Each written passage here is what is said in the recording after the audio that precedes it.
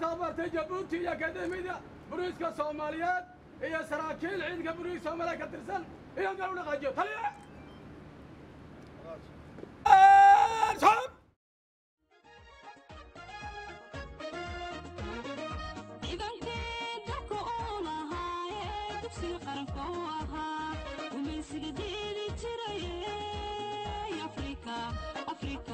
Africa dirka waha Africa dirka waha